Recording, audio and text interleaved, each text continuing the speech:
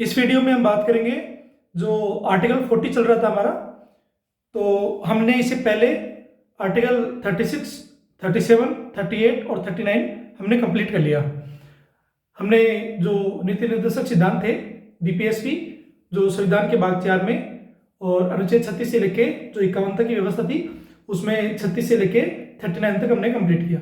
अब हम लोग बात करते हैं आर्टिकल 40 की। अब आर्टिकल 40 क्या कहता है? ये कहता है ग्राम पंचायतों का जो गठन है उसकी बात करता है। ये जो गांधीयन जो प्रिंसिपल्स हैं उनके आधार पर इसकी व्यवस्था की गई है, इसमें इनको रखा गया है।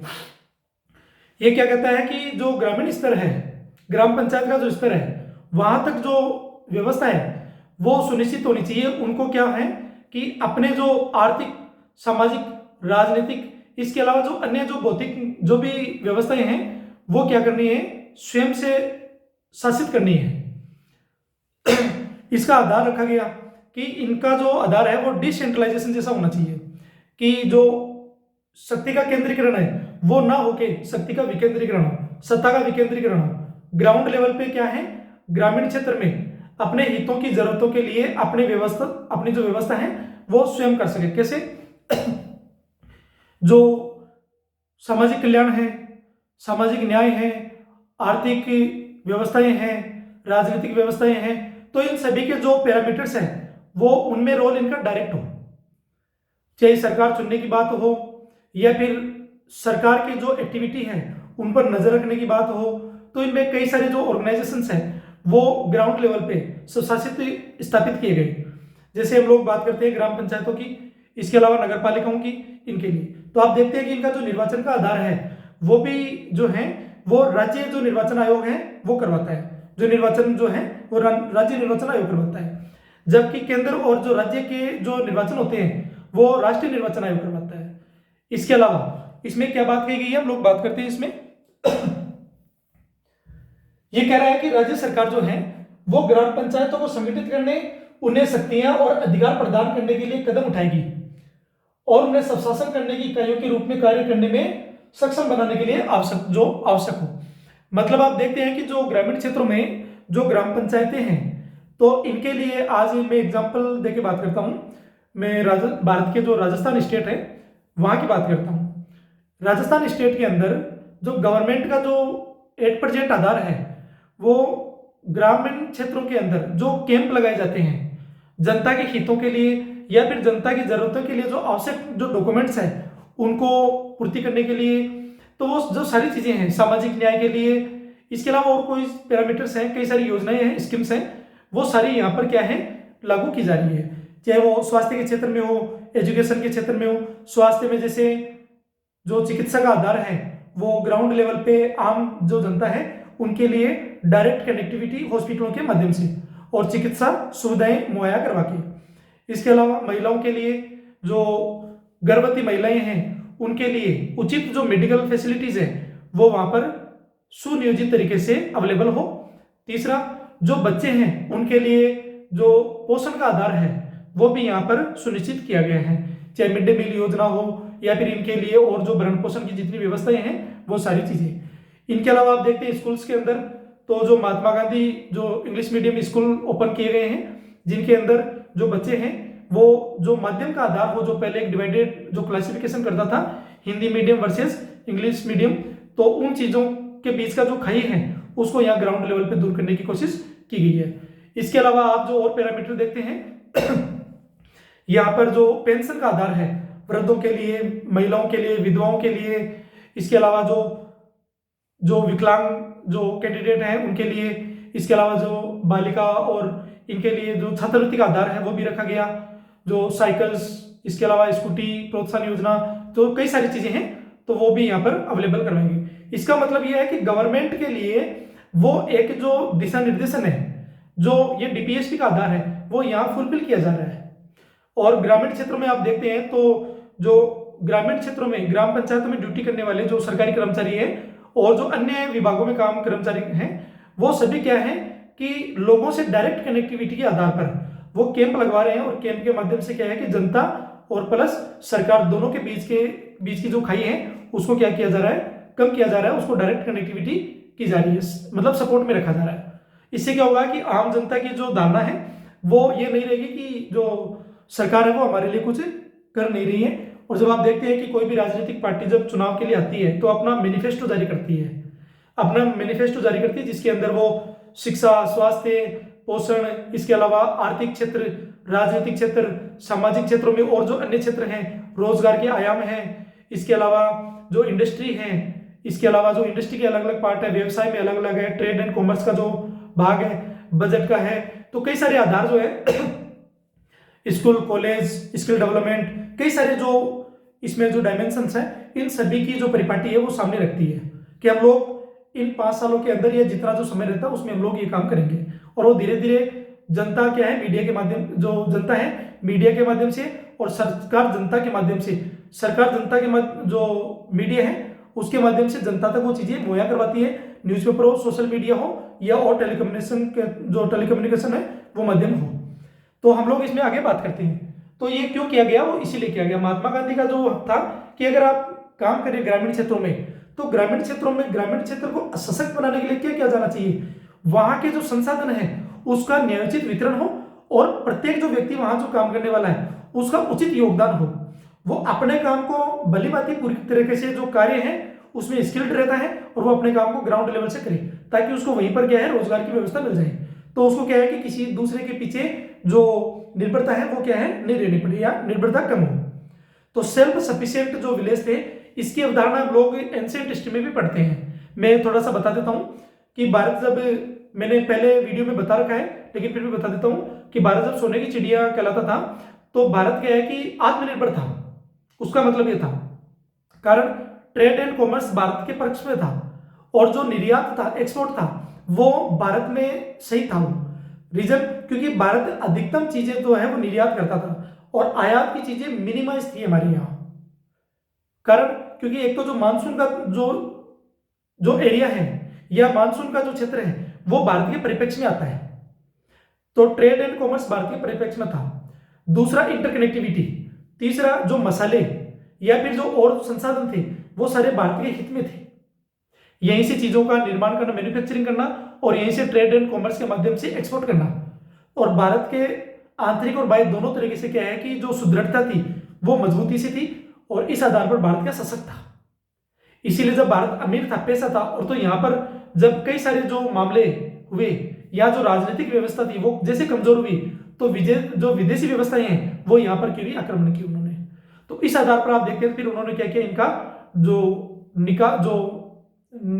क्या बोल सकते हैं उसको, एक तरीके से इसका जो विनाश किया, इसको कमजोर किया बाद में। और धीरे धीरे व्यवस्था, जब फिर ब्रिटिश रूल आगे आया, तो उन्होंने अपने आर्थिक और राजनीतिक हितों को प्राप्त करने के लिए क्या किया, भारत की जो आर्थिक और राजनीतिक व्यवस्था थी उसको कमजोर किया, और आर्थिक व्यवस्था को तो एक चरम स्थिति पर लाके खड़ा कर दिया। जब भारत आजाद हुआ तब हम लोग बहुत दयनीय स्थिति में आ गए, लेकिन जब आज के भारत को हम लोग देखते हैं तो वही जिसने हमको गुलाम बनाया वो आज भारत से पीछे है इस मामले में। अब हम लोग बात करते हैं आगे इसमें आर्टिकल 40 और मसौदा 1948, इसमें इसके बारे में डिस्कशन किया गया है। इसमें कई पैरामीटर्स रखे गए कि ग्रामीण क्षेत्र तक क्या हो, स्वशासन की व्यवस्था हो, आत्मनिर्भरता हो, क्योंकि यह आधार था कि व्यक्ति अपने लिए जो व्यवस्था है वो खुद स्टेबल कर सकता है। दूसरा, जो टैक्स का आधार है वो अपने लोगों के उपयोग के लिए हो, न कि दूसरों के लिए। अपने लोग अपने हितों की पूर्ति अगर स्वयं अपने तरीके से कर लेंगे तो हमको किसी दूसरे पर निर्भरता जो है वो नहीं करनी पड़ेगी। और ग्राउंड लेवल पे अगर आर्थिक सशक्तता आ जाएगी तो जो देश है वो अपने आप क्या होगा, सशक्त हो जाएगा। क्योंकि अंतिम छोर पे बैठा हुआ कोई भी व्यक्ति या कोई नागरिक है वो वंचित ना रहे जो संसाधन है इनसे, और संसाधन जितने हैं उनके सभी के कल्याण के लिए उपयोगी हो, लेकिन संसाधनों का दुरुपयोग ना हो, संसाधनों पर मोनोपोली नहीं हो, आर्थिक असमानता का आधार ना रखा जाए, सामाजिक असमानता का जो आधार है उसको दूर किया जाए, और राजनीतिक जो प्रतिस्पर्धा है उसके अंदर जनता की आम भागीदारी सुनिश्चित की जाए। इससे क्या होगा कि जनता अपने हितों के लिए अपने व्यक्ति को क्या करेंगे, वहां पर नियोजित करेंगे या फिर वहां चयन का आधार रखेंगे। इससे क्या होगा, वो लोग अपने लोगों के लिए बात करेंगे, अपने लोगों के हितों के लिए मांग रखेंगे, और जब वो राजनीतिक मुद्दों को जब संसद के किसी पटल पर रखेंगे तो अपने हितों की पूर्ति के लिए क्या करेंगे, वहां डायरेक्ट कनेक्टिविटी कर देंगे। और यही चीज क्या होगी, उनकी सुदृढ़ता का आधार होगी, जो क्या करेगी, सामाजिक, आर्थिक और राजनीतिक जो न्याय की परिप्रेक्ष्यता जो थी, जो पीछे थी, उसको क्या करेंगे, वो अव्वल दर्जे पे लेकर आ जाएंगे। ऐसा ही आधार जो महिलाओं के लिए किया गया। ऐसे कई सारे जो क्षेत्र हैं इनकी हम लोग बात करेंगे आगे। 22 नवंबर 1948 को ये संविधान सभा जो थी उसमें पेश किया गया, और संशोधन का जो उद्देश्य था, राज्यों को भारत में पंचायती राज व्यवस्था को साकार करने के लिए स्पष्ट रूप से निर्देश देना था। हम लोग डायरेक्ट बात कर लेते हैं इसमें, क्योंकि मैंने वो चीजें पहले समझा दी आपको ना, और इसको शामिल कर लिया गया। कब कर लिया गया? 22 नवंबर 1948 को। इसके और क्या पहलू है उसको देख लेते हैं। निर्देशक सिद्धांत इसमें दिया गया कि ये मामले जो हैं वो अदालतों में सीधे तौर पर लागू नहीं होंगे, लेकिन लोकतांत्रिक राज्य के निर्माण के लिए ये आवश्यक है। ग्राम पंचायतों का संगठन और स्वशासन, मतलब सेल्फ गवर्नेंस। आज की जो गवर्नमेंट है आप उसको समझते हैं, आज की गवर्नमेंट का आधार क्या है, वो गांधीयन जो फिलोसॉफी उसको भी मानती है। इसके अलावा जब आप देखते हैं तो वो जो लिबरल गवर्नमेंट है आज की, जब आप उसका मैनिफेस्टो पढ़ोगे, किसी राजनीतिक दल जो है उसकी विचारधारा पढ़ोगे, तो उसकी विचारधारा से आपको आइडिया लगेगा कि ये किस दृष्टिकोण से जो डेवलपमेंट का आधार है वो रखती है। ये गवर्नमेंट है, ये लिबरल जो गवर्नमेंट है, ये क्या करती है, ये आर्थिक डेवलपमेंट की ओर ध्यान देती है। आप देखते हैं इसीलिए इंफ्रास्ट्रक्चर डेवलपमेंट में इसका योगदान ज्यादा है। लेकिन इसका मतलब ये नहीं है कि जो इंफ्रास्ट्रक्चर डेवलपमेंट था वो पहले कम था, पहले था, लेकिन सरकार का जो हस्तक्षेप था वो ज्यादा था उसमें। आज भी सरकार का हस्तक्षेप है, लेकिन आर्थिक जो व्यवस्था है इसके अंदर जो ग्लोबलाइजेशन का जो इफेक्ट है वो ज्यादा देखने को मिलता है। आज आप किसी भी चीज को देखो, जो अंतर्राष्ट्रीय जो करेंसी है इसका इफेक्ट देख सकते हो। दूसरा, अंतर्राष्ट्रीय जो ट्रेड और कॉमर्स है इसका इफेक्ट देख सकते हो। इसके अलावा जो इन्वेस्टमेंट आता है उसका आधार देख सकते हो। या फिर ग्लोबलाइजेशन में अगर मान लो कि कोई घटना घटती है तो उसका डायरेक्ट यहाँ पर इम्पैक्ट पड़ता है, या डायरेक्ट इनडायरेक्ट जैसे भी इम्पैक्ट पड़ता है। तो ये जो सुदृढ़ता जो देखी जाती है वो उसके मैनिफेस्टो में देखी जाती है कि वो गवर्नमेंट क्या करना चाह रही है, और वो बताती है कि हम ऐसा करेंगे, हमारा पैरामीटर 5 साल के लिए ये है, और उसी सरकार का आधार जहां जहां पर मिलेगा आपको उस जगह पे वो डेवलपमेंट देखने को मिलेगा। क्यों? रीजन, क्योंकि सेंट्रल में, स्टेट के अंदर, और अगर लोकल गवर्नमेंट में आप देखते हैं तो आप अगर तीनों गवर्नमेंट अगर एक प्रीफिक्स में बात करती है तो वहां पर डेवलपमेंट का आधार ज्यादा देखने को मिलता है। वो डिपेंड करता है उनके नेचर के ऊपर कि वो व्यवस्था कैसे स्टेबल कर रहे हैं। हम लोग बात करते हैं आगे इसमें, जो थोड़ा समझाना था वो मैंने आपको समझाया इसमें। ये बात करती है विकेंद्रीकरण, डिसेंट्रलाइजेशन, मतलब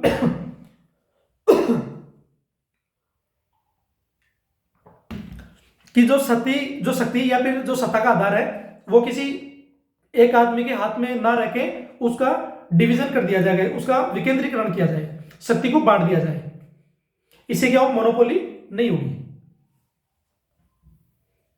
और इसमें क्या होगा, नागरिकों की जो भागीदारी है वो सुनिश्चित होगी। कार्यान्वयन, इसके लिए जो पंचायती राज अधिनियम है आप बात करते हैं, जैसे मैंने पहले बता दिया आपको कि 2 अक्टूबर 1959 को राजस्थान के नागौर जिले के अंदर जो बगदरी गांव है वहां से पंडित जवाहरलाल नेहरू हैं, उन्होंने क्या किया, पंचायती राज व्यवस्था की जो शुरुआत है वो यहां से की। इसके बाद में फिर आप जब देखते हैं तो राजस्थान के बाद फिर आंध्र प्रदेश का नाम आता है। और जब आप जो भाषाई आधार पर या फिर अन्य डिवीजन के आधार पर जब आप राज्यों की स्थापना की बात करते हैं तो हम लोग इसमें पढ़ेंगे आगे, लेकिन इसकी बारे में बात कर लेते हैं पहले।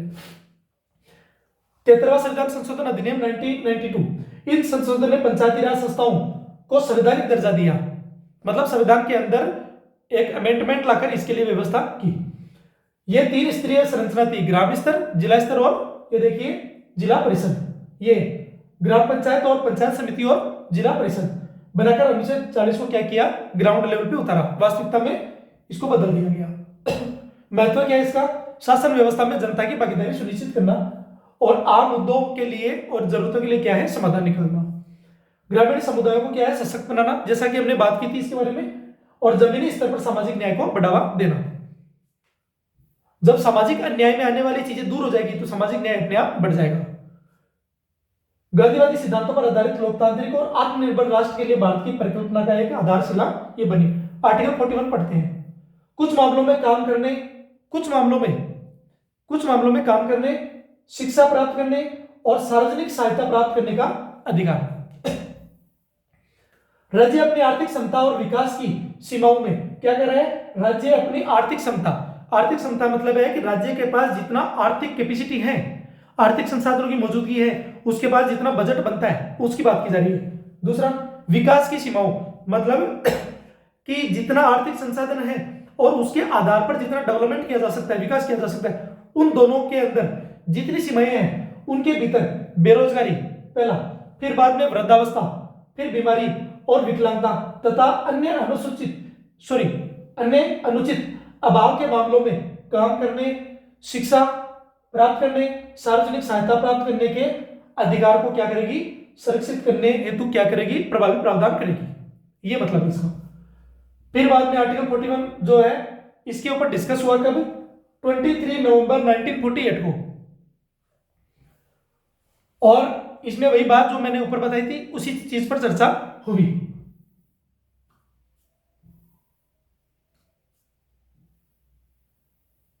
और इसको 23 नवंबर 1948 को क्या किया गया? अपना लिया गया। मुख्य प्रावधान, तो इसमें क्या क्या प्रावधान है? काम करने का अधिकार पहला, राज्य को रोजगार के अवसर प्रदान करने हेतु प्रोत्साहन करना। रोजगार के लिए जो व्यवस्थाएं हैं वो गवर्नमेंट क्या करती है? अप्रोच करती है उनको। शिक्षा का अधिकार, सभी नागरिकों के लिए शिक्षा तक पहुंच को बढ़ावा देना। ऐसा नहीं हो कि कोई शिक्षा के क्षेत्र में वंचित रह जाए। फिर आप देखते हैं कि शिक्षा का जो स्तर है, एक तो साक्षरता है और एक शिक्षा का स्तर है। अब तो कुछ नई व्यवस्था की जा रही है। सार्वजनिक सहायता, यह राज्य को विशिष्ट चुनौतीपूर्ण परिस्थितियों में सहायता प्रदान करने का निर्देश देती है। दायरा क्या है इसका? बेरोजगारी, जो वृद्धावस्था, बीमारी, विकलांगता और अन्य अनुचित अभाव जो है उनके, अगर ये सारी चीजें हैं और इनके दायरे में इनके लिए क्या करना है? कुछ नए जो व्यवस्था है सुदृढ़ करनी है। बेरोजगारी के लिए रोजगार के अवसर प्रदान करना, वृद्धावस्था है तो उनके लिए पेंशन की व्यवस्था उपलब्ध करवाना, अगर बीमारी है तो उनके लिए कम किफायती दरों पर या फिर निःशुल्क जो चिकित्सा सेवाएं हैं वो उपलब्ध करवाना। विकलांगता, यदि कोई व्यक्ति विकलांग है और उसके पास अपॉर्चुनिटी नहीं है तो उसके लिए कुछ जो कंसेशन है, सीट है रिजर्व की जाए या फिर रिजर्वेशन का जो कोटा है वो है, या और जो कन्या आधार है इनके जो इनकी व्यवस्था है उनके लिए सुनिश्चित की जाए।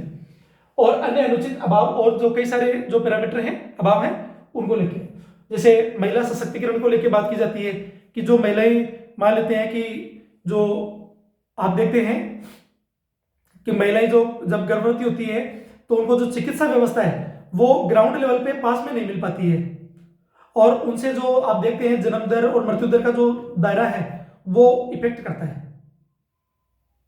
जेंडर अनइक्वलिटी का जो मामला है वो बढ़ता है यहाँ। तो ये जो कई सारे जो दायरे हैं इनको यहाँ पर क्या किया गया है? समेटा गया है।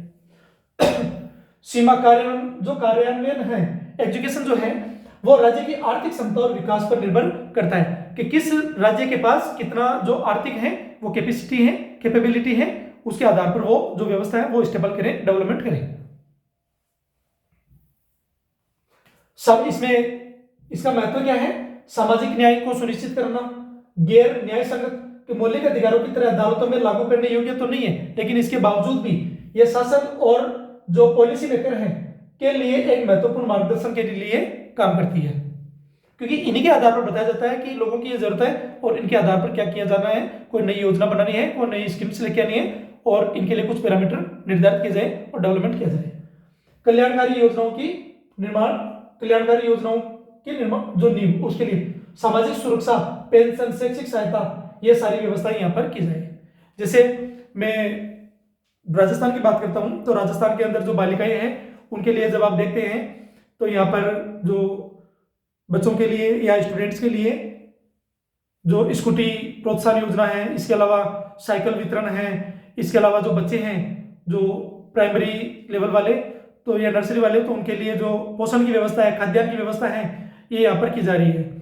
इसके अलावा आप देखते हैं कि जो महिला सशक्तिकरण है इनके लिए कुछ कार्यक्रम चलाए जा रहे हैं और वृद्धों के लिए भी कई सारे जो कार्यक्रम हैं वो भी चलाए जा रहे हैं। बेरोजगारी भत्ता जो स्टूडेंट है उनके लिए भी जारी किया गया है। इसके अलावा जो किसानों के लिए और जो निधि है वो क्या करती है, उनके जो पेंशन का आधार है और इसके अलावा उनको जो सहायता मुहैया करवाई जाती है उनके लिए भी व्यवस्था की जा रही है, चाहे वो सेंट्रल गवर्नमेंट हो या स्टेट गवर्नमेंट, इन सभी के द्वारा कुछ भी है वो अपने हिस्सेदारी के हिसाब से वो करती है।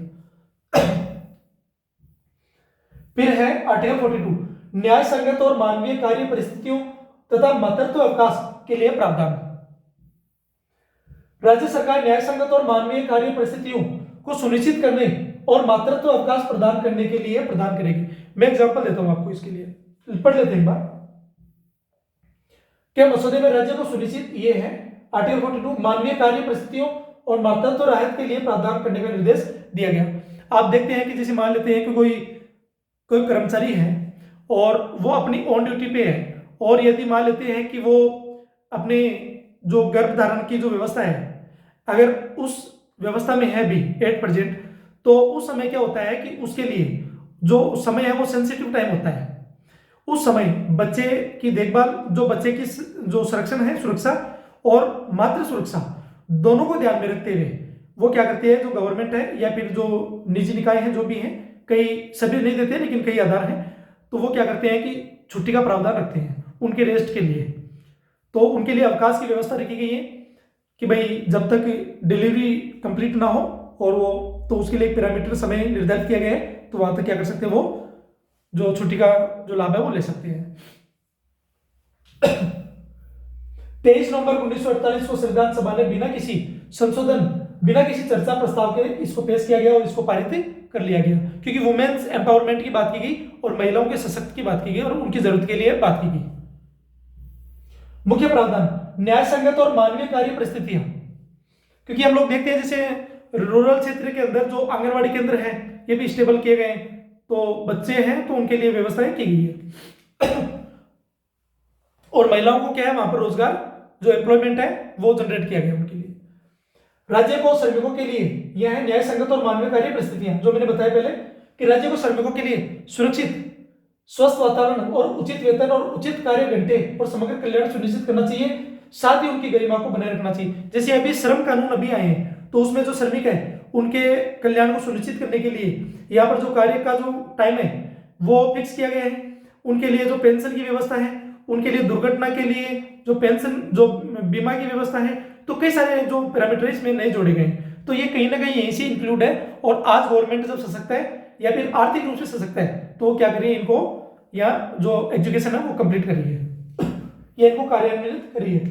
मातृत्व लाभ, गर्भवती महिलाओं और नई माताओं के लिए प्रावधान किए जाने चाहिए, जैसा कि हमने अभी बताया, जिसमें सवैतनिक अवकाश, चिकित्सा लाभ और प्रसव के दौरान बाद में सहायता शामिल है। उद्देश्य और महत्व, सामाजिक न्याय सरकार के लिए एक दिशा निर्देश है और महिला कामगारों की सुरक्षा, क्योंकि आप देखते हैं राजस्थान के अंदर जो विशाखापट्टनम, जो राजस्थान जो मामला देखते हैं आप, जो यौन उत्पीड़न वाला, तो महिलाएं अपने आप को क्या है कि वहां पर जो है असुरक्षित महसूस करती है। आप एक पर्टिकुलर राजस्थान की बात नहीं है, ये तो एक चलो केस आ गया, लेकिन आप कहीं पर भी देखते हैं तो महिलाएं जो आमतौर पर पुरुषों की अपेक्षा अपने आप को क्या है, वहां पर जो असुरक्षित महसूस करने का एक सामाजिक जो दृष्टिकोण है वो भी है, एक सेंसिटिव मुद्दा भी है, जहां पर डर के मारे या फिर एक जो असुरक्षा का जो भाव जो लोगों के बीच में है, उन दृष्टिकोणों को ध्यान में रखते हुए महिलाएं जो है वो घर से जॉब के रिगार्डिंग नहीं निकल पा रही है ग्रामीण क्षेत्रों में, लेकिन धीरे धीरे ये चीजें क्या है, अप्रोच बढ़ती जा रही है, हम लोग इससे बाहर निकल रहे हैं। लेकिन फिर भी ये ऐसा नहीं कह सकते कि पूरी तरह हम लोग इससे बाहर निकल गए, लेकिन जब भी देख कोई चाहिए डेवलपमेंट एरिया हो या वेल डेवलपमेंट एरिया हो या फिर कोई सेंसिटिव मुद्दा हो, कैसा भी हो या कोई सा भी एरिया हो, तो वहां पर क्या है कि घटनाएं देखने को मिलती है। लेकिन जहां पर आप शहर क्षेत्रों में जाएंगे तो महिलाओं की भागीदारी जो रोजगार में वो देखने को मिलती है, लेकिन ये नहीं कह सकते कि ग्रामीण क्षेत्रों में देखने को मिलती है। लेकिन वो एक जो सोच का जो इफेक्ट है, एक सोशल कॉन्सेप्ट है, तो उनका भी जो बेसिस है वो भी यहाँ पर बनता है कि हम शुरुआत से ही कहे हैं कि जो पुरुषों की अपेक्षा है, महिलाओं को क्या कम मांगते हैं समाज के अंदर या परिवार के अंदर, कि जो काम महिलाएं कर सकती है तो हम लोग वो कहते हैं कि ये पुरुष ही करेंगे। तो जो जेंडर अनइक्वलिटी का जो आधार है वो पैरामीटर हमारे माइंडसेट में शुरुआत से बैठता है। तो इस चीज को हम लोग अगर वहीं से डिनाई करके अगर महिलाओं को प्रॉपर अप्रोच देंगे इस चीज के लिए, उनकी भागीदारी बढ़ाने सुनिश्चित करेंगे, तो यहाँ पर धीरे धीरे क्या होगा कि जो परिवर्तन है वो आपको सकारात्मक की ओर देखने को मिलेगा। और धीरे धीरे ऐसा देखने को भी मिल रहा है। आज एग्जाम्पल देखने की बात है तो हम लोग भारत के जो प्रेसिडेंट है उनकी बात कर लेते हैं इसमें। दूसरा, आप ग्लोबल लेवल पे देखते हैं तो लीड कर रही है महिलाएं हर क्षेत्र में, आप कहीं पर भी देख लीजिए। लेकिन इसका मतलब ये नहीं है कि भाई अपवाद नहीं है, तो अपवाद तो हर जगह मिलेंगे, लेकिन फिर भी धीरे धीरे चीजें चेंज हो रही है ऐसा। लेकिन यहाँ पर जो ग्राउंड लेवल पे आप स्कूल्स लेवल से, कॉलेज लेवल से या फिर कहीं पर भी जा रहे हैं, जहां पर अगर महिलाओं को आप प्रोत्साहन देंगे तो चीजें आगे बढ़ेगी और चीजें सुधरेगी, और जब आप देखेंगे तो इसमें ग्रोथ भी मिलेगी आपको, और एक समय ऐसा आएगा कि जो नकारात्मक धारणा थी धीरे धीरे क्या हो जाएगी, कमजोर हो जाएगी। आर्टिकल 43 श्रमिकों के लिए जीवन निर्वाह हेतु वेतन आदि, इनके बारे में बात की गई है। राज्य उपयुक्त कानून या आर्थिक संगठन या किसी अन्य तरीके से सभी श्रमिकों, चाहे वे कृषि हो, औद्योगिक या अन्य क्षेत्रों से जुड़े हो, को काम जीवन निर्वाह योग्य वेतन। जीवन निर्वाह योग्य वेतन का मतलब है कि आम आदमी की जो जरूरत, मतलब जीने के लिए जितनी जरूरत है उतना वेतन तो होना ही चाहिए। जब हम प्रति व्यक्ति आय पढ़ेंगे तो इकोनॉमी में, तो इसके लिए जो वर्ल्ड बैंक ने जो पैरामीटर डिसाइड किया वो, इसके अलावा भारत में जो कमिटीज हैं, आर्थिक कमिटीज हैं, उन्होंने जो इसका पैरामीटर डिसाइड किया है, उनकी जो रिपोर्ट्स हैं उनके आधार पर भी हम लोग बात करेंगे। एक सभ्य जीवन स्तर सुनिश्चित करने वाली कार्य परिस्थितियां, अवकाश तथा सामाजिक और सांस्कृतिक अवसरों का पूर्ण आनंद पर जो आनंद सुनिश्चित करने का प्रयास करेगा, और विशेष रूप से राज्य जो है ग्रामीण क्षेत्रों में व्यक्तिगत और सहकारी आधार पर कुटीर उद्योगों को बढ़ावा देने का प्रयास करेगा।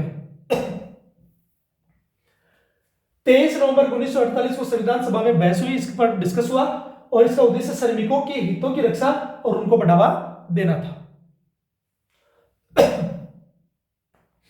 आप देख लीजिए, मैं एग्जांपल देता हूं कि जो कार्य पहले ग्राउंड लेवल पे ग्रामीण क्षेत्रों के अंदर आम नागरिक जो है वो अपने पैसे, अपनी स्किल, अपने कौशल के आधार पर जो करते थे, तो धीरे धीरे क्या हुआ कि ग्लोबलाइजेशन के इफेक्ट से वो चीजें थी, तो उन कईयों को एक रास्ता मिला, लेकिन कईयों के जो आधार थे वो नष्ट हो गए, क्योंकि उनके ऊपर कईयों ने पेटेंट करवाया।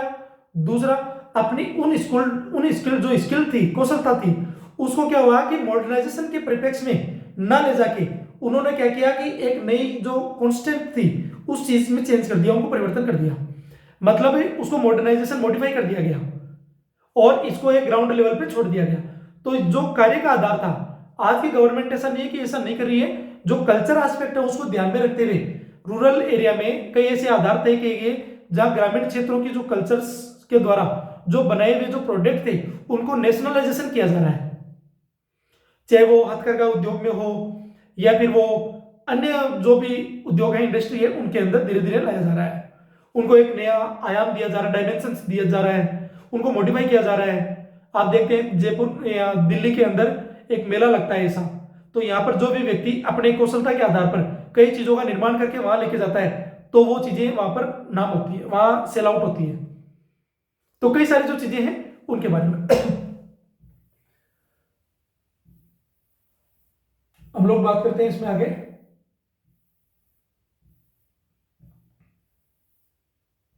इसके कुछ प्रावधान पढ़ लेते हैं। आर्टिकल 43 के क्या कह रहा है कि जीवन निर्वाह वेतन और सम्मानजनक कार्य होना चाहिए। ऐसा नहीं हो कि समाज के अंदर आप उसकी प्रतिष्ठा भी नहीं है और आपको वो कार्य दिया जा रहा है। राज्य को यह सुनिश्चित करने का प्रयास करना चाहिए कि सभी श्रमिकों को जीवन निर्वाह वेतन केवल निर्वाह के लिए नहीं बल्कि एक सम्मानजनक जीवन के लिए भी पर्याप्त होना चाहिए। मानवीय कार्य परिस्थितियों और अवकाश और सांस्कृतिक गतिविधियों का पूर्ण आनंद प्राप्त हो। कुटीर उद्योगों को प्रोत्साहन। राज्य को महात्मा गांधी के आत्मनिर्भर ग्रामीण अर्थव्यवस्थाओं के दृष्टिकोण के अनुरूप गांव में व्यक्तिगत या सहकारी आधार पर कुटीर उद्योगों को बढ़ावा दिया जाना चाहिए। आप सहकारी जो संगठन है वो पढ़ते हैं कि कुछ लोग मिलके क्या करते हैं, समूह बनाते हैं और उसके आधार पर कुछ पैरामीटर तय करके अपने नियम बना के उनको क्या करते हैं, संचालित करके हैं, जिनके आधार पर आर्थिक व्यवस्था और इसके अलावा जो अपने कार्य हैं उनको वहां से क्या है इंटरकनेक्ट करके प्रोत्साहन करते हैं, आगे बढ़ाते हैं। आप जैसे डेयरी उद्योग देखते हैं, इन लक्ष्यों को विधान, आर्थिक संगठन या अन्य संसाधनों के माध्यम से प्राप्त किया जाना है जो शासन के लिए दिशा निर्देश के रूप में कार्य करते हैं। इसका संदर्भ और महत्व, निर्देशक सिद्धांत भाग 4 के अंतर्गत अनुच्छेद 43 सरकार का मार्गदर्शन करता है, लेकिन यह न्यायालयों द्वारा कानूनी रूप से लागू करने योग्य नहीं है, जिसे यह राज्य के लिए एक मौलिक सिद्धांत बन गया है। कल्याणकारी राज्य, जिसके अंदर सामाजिक न्याय की बात हुई है। कुल मिला के आर्टिकल 44 नागरिकों के लिए समान नागरिक संहिता। जब भी कभी क्वेश्चंस को देखें, जब एग्जाम में क्वेश्चन देखें, तो आप इस बात का ध्यान रखें। जैसे मैं अपना एग्जांपल दे देता हूं, तो मैं क्या है कि इस शब्द को रट के रखा था, मेरे दिमाग में ये चीज थी कि समान, और आर्टिकल 44 के अंदर आप देखते हैं कि दोनों समान है, फॉर और फॉर दोनों। तो जब भी मेरे को दिक्कत होती थी आर्टिकल में, तो मैं यहां पर क्या करता था, इनको कनेक्ट करके रखता था कि समान नागरिकता की जब भी बात की जा रही है तो आर्टिकल 44 में मतलब दोनों ये। और आर्टिकल 50 में जो कार्यपालिका और न्यायपालिका की जब हम लोग बात करेंगे, तो उसमें भी जो डिवीजन का है कि दोनों को डिवाइडेड कर रहा है, तो आर्टिकल 50 के अंदर 50-50 कर रहा है वो, उस आधार पर ऐसे। तो वो चीजें आप क्या कर सकते हैं, याद कर सकते हैं जब कंफ्यूजन हो तो। नागरिकों के लिए समान नागरिक संहिता, इसकी बात करते हैं हम लोग। जब नागरिक संहिता की बात करेंगे, तो मैंने इसके बारे में पहले समझा दिया, लेकिन मैं और बता देता हूं थोड़ा, कि जब औपनिवेशिक काल से जब हम लोग देख रहे हैं, तो जो भारत का एक क्षेत्र है भी गोवा, तो वहां पर देखते हैं कि जो आधार था, जो पहले का ऐतिहासिक बैकग्राउंड है, उसके बेसिस पे जो व्यवस्था चल रही है, वो इसका जो रूल है वो फॉलो करती है, वो इसको फॉलो करती है, वो वहां पर इसका आधार देखने को मिलता है। लेकिन भारत में कानून बना के ऐसी कोई व्यवस्था स्टेबल नहीं थी। उत्तराखंड पहला राज्य था इसमें, जो 2022 के मैनिफेस्टो के अंदर इन्होंने बताया, और 2024 के अंदर इस जो कानून आया, और उसके बाद 2025 के अंदर इसको क्या क्या लागू कर दिया। लेकिन उसमें कुछ चीजें ध्यान में रखेगी कि जो अनुसूचित जनजाति के लोग हैं, उनकी संस्कृति और उनके एस्पेक्ट जुड़े हुए हैं, उन सभी को डिनाई नहीं किया गया, उसको इनमें इंक्लूड नहीं किया गया, बाकी सभी लोगों पे शामिल है ये है। तो इसके बारे में मैंने चर्चा कर रखी है, तो इसमें हम लोग देखेंगे भी।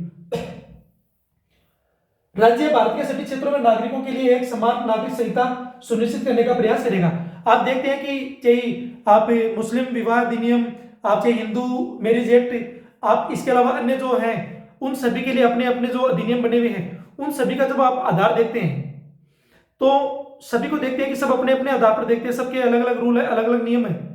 लेकिन बाद में कहा गया कि अगर इस आधार पर देखेंगे, तो एक रूल, एक व्यवस्था के आधार पर क्या होगा, सभी को इंक्लूड कर लिया जाएगा।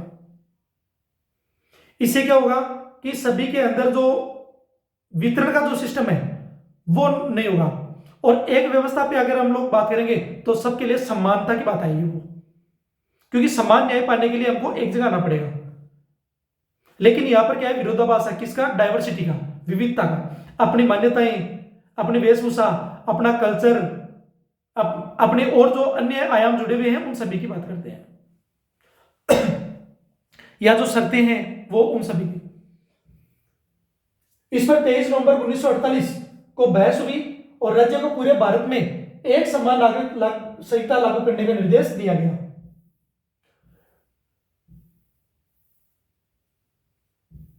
इसमें पढ़ते हैं थोड़ा। मसौदा अनुच्छेद पर बहस हुई, विधानसभा ने विवाद को जन्म दिया। मसौदा अनुच्छेद का अधिकांश विरोध मुस्लिम सदस्यों की ओर हुआ। क्यों हुआ? जिन्होंने व्यक्तिगत कानूनों को इसके दायरे से बाहर रखने के लिए संशोधन पेश किए क्योंकि जो मुस्लिम कम्युनिटी है, उनके लिए जो शरीयत का जो लॉ है, उनकी बात करते हैं। फिर बाद में एक सदस्य ने प्रावधान प्रस्तावित किया, जिसके अनुसार मसौदा अनुच्छेद केवल मुस्लिम समुदाय की पूर्व सहमति से ही लागू हो सकता था। मसौदा अनुच्छेद पर हमला करने के लिए जुटाए गए तर्कों, पहला यह था कि समान नागरिक संहिता धर्म की स्वतंत्रता का उल्लंघन करती है। दूसरा, कि इससे मुस्लिम समुदाय के भीतर असामंजस्य पैदा होगा। और तीसरा यह है कि संबंधित धार्मिक समुदायों की सहमति के बिना व्यक्तिगत कानून में हस्तक्षेप करना गलत है। जब आपके पास कभी मेंस के पॉइंट हो, तो आप यहां पर क्या है, जब आलोचनात्मक जब कोई क्वेश्चन पूछा जाता है या समालोचनात्मक परिप्रेक्ष्य पूछा जाता है, तो आप यहां से पॉइंट उठा सकते हैं और ये तर्क दे सकते हैं इसमें। मसौदा समिति के सदस्य ने एक इस प्रावधान का बचाव करते हुए तर्क दिया कि देश की एकता और संविधान की धर्मनिरपेक्षता को बनाए रखने के लिए समान नागरिक संहिता आवश्यक है। उन्होंने मुस्लिम समुदाय को याद दिलाया कि यह प्रावधान केवल मुस्लिम समुदाय को ही प्रभावित नहीं करेगा, बल्कि हिंदू समुदाय भी इससे प्रभावित होगा। उन्होंने आगे कहा कि समान नागरिक संहिता के बिना महिलाओं के अधिकारों की रक्षा कभी भी नहीं की जा सकती। बहस के अंत में स्पष्ट किया गया कि समान नागरिक संहिता में कुछ भी नया नहीं है। भारत में पहले से ही एक समान नागरिक संहिता मौजूद है। नई संहिता में एकमात्र अंतर यह है कि इसमें विवाह और उत्तराधिकार को शामिल किया गया जाएगा और मौजूदा संहिता के दायरे में नहीं थे। यह भी बताया गया कि यह एक निर्देशक सिद्धांत है, राज्य इस प्रावधान को तुरंत लागू करने के लिए बाध्य नहीं है और उसे तभी ऐसा करना चाहिए जब उसे सभी समुदायों की सहमति प्राप्त हो। क्योंकि जब आप 3 तलाक का जो इशू देखते हैं वो हुआ था, मसौदा अनुच्छेद है उसको उसी दिन बिना किसी संशोधन के अपना लिया गया। इसके प्रमुख पहलू निर्देशक सिद्धांत शासन के लिए एक दिशा निर्देश है, न कि कानूनी रूप से लागू करने योग्य है। मतलब वही चीजें हैं, एक रूपता, हिंदू मुस्लिम ईसाई सभी के लिए व्यवस्था है। सभी नागरिकों विशेषकर महिलाओं के लिए समान अधिकारों को सुनिश्चित करना, राष्ट्रीय एकता, धर्मनिरपेक्ष मूल्यों और लैंगिक न्याय को बढ़ावा देने के लिए उचित ठहराएगा। इसका लक्ष्य है इसको प्राप्त करना।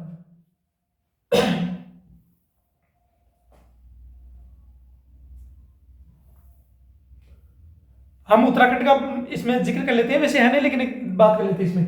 आर्टिकल 44 इनका रिलेवेंट, उत्तराखंड ने 2022 के चुनाव वादे के तहत जस्टिस रंजना प्रकाश देसाई की अध्यक्षता में, ध्यान रखना इस बात का, में एक समिति बनाई जिसने यूसीसी का मसौदा तैयार किया, समान नागरिक संहिता।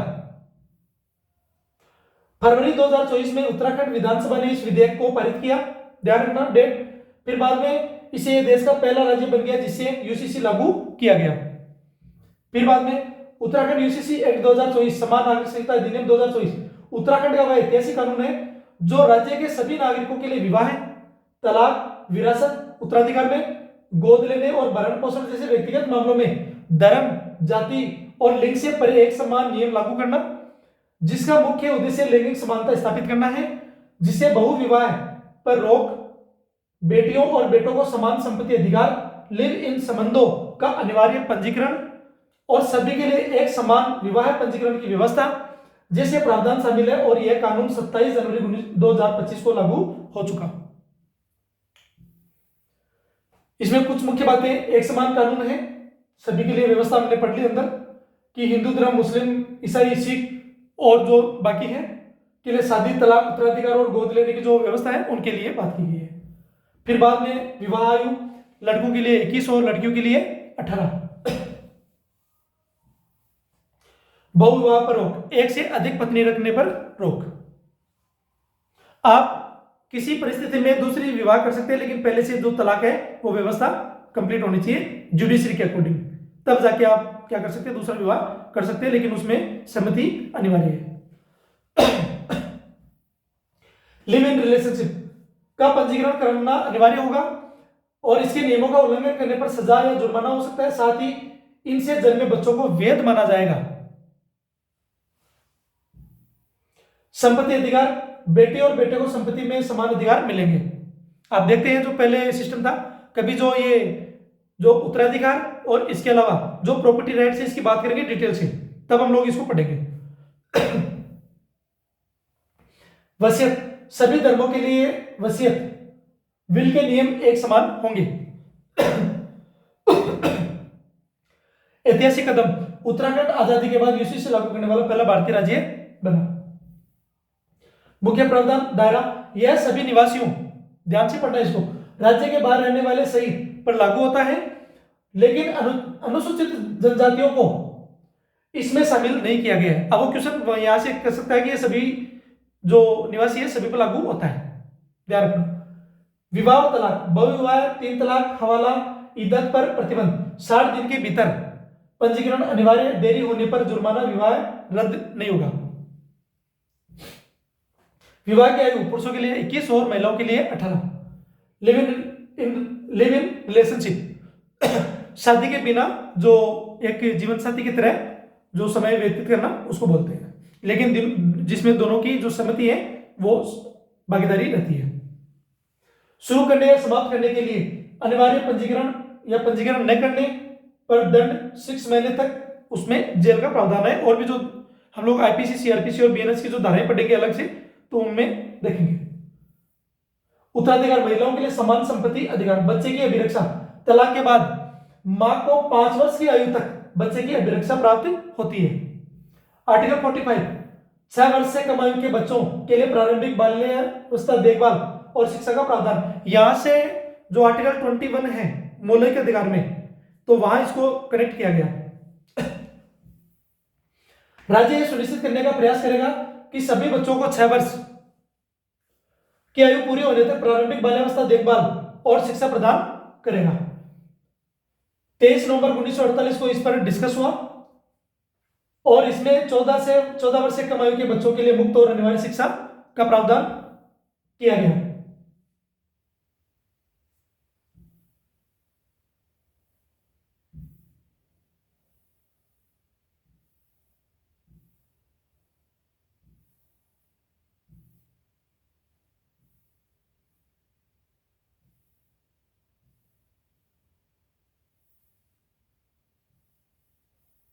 आगे बढ़ते हैं। इसमें 2002 में संविधान 86वां संविधान संशोधन अधिनियम 2002 अधिनियम के माध्यम से निर्देशक सिद्धांत को एक मौलिक अधिकार में परिवर्तन कर दिया गया, जिसमें अनुच्छेद को उसके वर्तमान स्वरूप में भी संशोधित किया। आर्टिकल 45 के प्रमुख पहलू क्या है?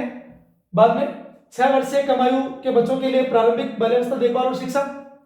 फिर बाद में प्रकृति क्या है इसकी? एक निर्देशक सिद्धांत जो राज्य के नीति निर्देशक का मार्गदर्शन करता है, मौलिक अधिकारों की तरह सीधे अदालत में लागू करने योग्य नहीं है। लक्ष्य विशेषकर वंचित समुदायों में रहने वाले छोटे बच्चों का सर्वांगीण विकास सुनिश्चित करना। संविधान में शिक्षा का विकास, मूल अनुच्छेद 45 1950 राज्य 10 वर्षों के भीतर 14 वर्ष की आयु तक सभी बच्चों के लिए मुफ्त और अनिवार्य शिक्षा प्रदान करने का कार्य करेगा। 86वां संविधान संशोधन 2002 6 से 14 वर्ष की आयु के लिए शिक्षा का मौलिक अधिकार बनाया गया। आर्टिकल 21A या क्या है? आर्टिकल 45 को संशोधित करके इसी का 6 वर्ष से कम आयु के बच्चों के लिए प्रारंभिक बाल्यावस्था शिक्षा पर केंद्रित किया गया। एक है 6 से 14 जिसमें जो अवस्था है वो ध्यान रखना। दूसरा है 0 से लेकर 6 वर्ष तक। इसमें दो ध्यान रखना इस बात का, एक तो 0 से 6 वर्ष तक के लिए, मतलब 6 वर्ष से कम आयु के बच्चों के लिए, एक 6 से 14 वर्ष के बच्चों के लिए। 6 से 14 के लिए अनिवार्य शिक्षा का प्रावधान किया गया और इसमें बाल्यावस्था की बात की गई है। शिक्षा के अवसर प्रदान करने के लिए माता पिता अभिभावकों के मौलिक कर्तव्य के रूप में अनुच्छेद 51A का सब क्लॉज के को जोड़ा गया कर्तव्य के रूप में। जब अगले पार्ट में पढ़ेंगे तब इसमें आएगा। आर्टिकल 46 अनुसूचित जाति और जनजाति और अन्य कमजोर वर्गों के शैक्षिक और आर्थिक हितों को बढ़ावा देना। राज्य सरकार समाज के कमजोर वर्गों विशेषकर अनुसूचित जाति जनजाति शैक्षिक और आर्थिक हितों को विशेष ध्यानपूर्वक बढ़ावा देगी, उन्हें सामाजिक अन्याय और शोषण के सभी रूपों से बचाएगी। 23 नवंबर 1948 को इस पर डिस्कस हुई और जो ये कमजोर वर्ग है SC ST और जो भी हैं इनके हितों को बढ़ावा देने की बात हुई।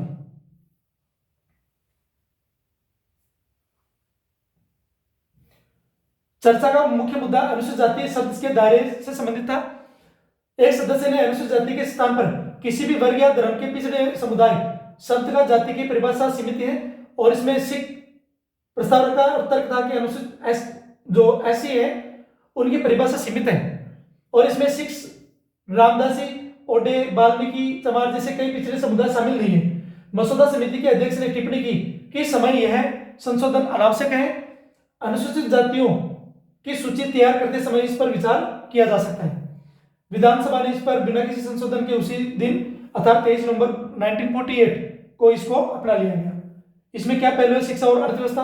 किसके लिए? कमजोर वर्ग SC और ST के लिए।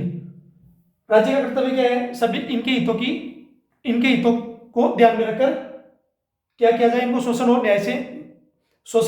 अन्याय से बचाया जाए। आर्टिकल 47 पोषण स्तर और जीवन स्तर को ऊपर उठाना तथा जन स्वास्थ्य में सुधार करना क्या है? राज्य का कर्तव्य। किसमें? पोषण स्तर जो न्यूट्रिशन है उसके लिए, जीवन स्तर को ऊपर उठाना जो लाइफ का जो लेवल है, जो लाइफ एक्सपेक्टेंसी है उनके लिए, जन स्वास्थ्य में सुधार करना राज्य का कर्तव्य है। राज्य अपने लोगों के पोषण स्तर और जीवन स्तर को ऊपर उठाने और सार्वजनिक स्वास्थ्य में सुधार को अपने प्राथमिक कर्तव्यों में से मानेगा। विशेष रूप से राज्य मादक पेय पदार्थों, स्वास्थ्य के लिए हानिकारक दवाओं के सेवन पर औषधीय उद्देश्यों को छोड़कर प्रतिबंध लगाने का प्रयास करेगा। इसके ऊपर 23 और 24 नवंबर 1948 को डिस्कस हुआ।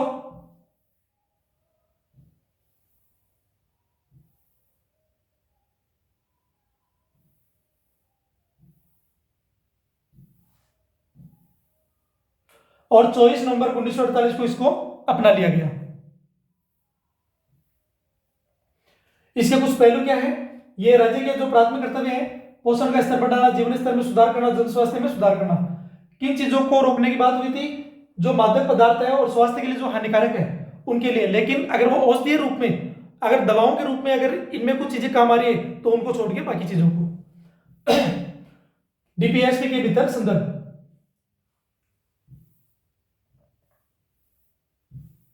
हम लोग पढ़ते हैं 48। जो इंपॉर्टेंट था वो मैंने आपको बता दिया। कृषि और पशुपालन संगठन। राज्य आधुनिक और वैज्ञानिक तर्ज पर कृषि और पशुपालन को संगठित करने का प्रयास करेगा और विशेष रूप से गायों और बछड़ों और अन्य दुधारू और बाहर दौड़ने वाले पशुओं के नस्लों के संरक्षण और सुधार के लिए कदम उठाएगा और उनके वध पर रोक लगाएगा। आप देखते हैं जैसे गौ हैं उनके लिए भी रोक लगाते हैं। इसके अलावा आप देखते हैं जो पशु है उनका जो कुछ ऐसे डिजीज, ऐसी बीमारियां हैं जिनके रोकथाम के लिए क्या करती है गवर्नमेंट, कुछ एक्शन लेती है, उनके लिए ट्रीटमेंट के लिए कुछ व्यवस्था करती है। खुरपक्का और मुंह पक्का जो एक डिजीज है आप देखते हैं आमतौर पर, तो वो सारी चीजें उनके रोकथाम के लिए ऐसे ट्रीटमेंट और कार्यक्रम चलाए जा रहे हैं।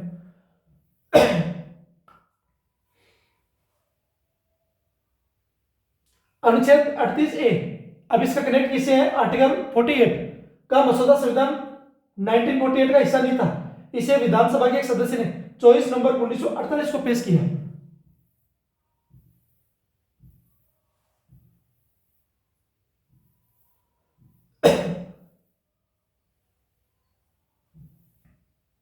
और उसको उसी दिन क्या किया? अपना लिया। 24 नवंबर 1948 को अपना लिया। 49, ये आर्टिकल 48 का विवरण, इसको थोड़ा पढ़ लेते हैं। कृषि और पशुपालन का संगठन क्या कह रही है कि राज्य कृषि और पशुपालन को आधुनिक और वैज्ञानिक प्रणालियों के अनुसार व्यवस्थित करने का प्रयास करेगा। फिर नस्लों का संरक्षण आज गवर्नमेंट कर रही है इनके लिए, विशेष रूप से गायों, बछड़ों और अन्य दुधारू और खेती के काम आने वाले पशुओं की नस्लों के संरक्षण और सुधार के लिए कदम उठाएगी। आज जो जीन एडिटिंग एक व्यवस्था है, आप बायोटेक्नोलॉजी में पढ़ते हैं, जीन एडिटिंग है बायोटेक्नोलॉजी के अंदर, और कई सारे ऐसे जो इनोवेशंस हैं, जो रिसर्च है, ऐसे हुए हैं जिनसे क्या हो रहा है कि जो दुग्ध उत्पादन का जो मामला है इसको बढ़ावा दिया जा रहा है। वध पर प्रतिबंध। राज्य को इन पशुओं, गायों, बछड़ों, अन्य दुधारू और वाहक पशुओं के वध या कत्ल को क्या किया रोकने के लिए कदम उठाने की बात कही है। अब इसमें आर्टिकल 41A, इसका जो सब क्लॉज ए है उसकी बात करते हैं। 48 के साथ ही 42वां संविधान संशोधन 1976 द्वारा 48A जोड़ा गया, जो राज्य को पर्यावरण के संरक्षण और सुधार और वन्य जीवों की रक्षा के लिए प्रयास करने का निर्देश दिया गया है। आज जो मुद्दा चल रहा है 8% समय में, जो अरावली का मुद्दा है, आप देखिए वहां पर अगर मान लो कि वो तो चलो एक परिभाषा डिसाइड हुई है, लेकिन इसके जो इन फ्यूचर जो डिफेक्ट होने वाले हैं, इसके जो उसके लिए लॉसेस हैं, उनके लिए बहुत बड़ी जो विडंबनाएं उत्पन्न होने वाली है सभी क्षेत्रों में, वो उसका फ्यूचर क्या है। तो अब वहां पर रहने वाले जो वन्य जीव हैं, फिर वहां पर डिजास्टर मैनेजमेंट का जो आधार है, इसके अलावा वहां पर रहने वाली जनजातियां हैं उनका आधार क्या है, वहां पर जो उन पर निर्भर करने वाले जो आजीविका के साधन है उनका क्या होगा, जो रिसोर्स मैनेजमेंट का जो आधार था उनका क्या होगा। तो कई सारे जो परिप्रेक्ष्य है वो देखेंगे। राष्ट्रीय महत्व के स्मारकों, स्थलों और वस्तुओं का संरक्षण। राष्ट्रीय महत्व के स्मारक, स्थल और वस्तुओं का संरक्षण। संसद द्वारा निर्मित कानून के तहत राष्ट्रीय महत्व का घोषित प्रत्येक स्मारक, स्थान या कलात्मक और ऐतिहासिक महत्व की वस्तुओं को लूटपाट, विरूपण, विनाश, निष्कासन, निपटान या निर्यात से बचाना है। ये किसका दायित्व है? राज्य का।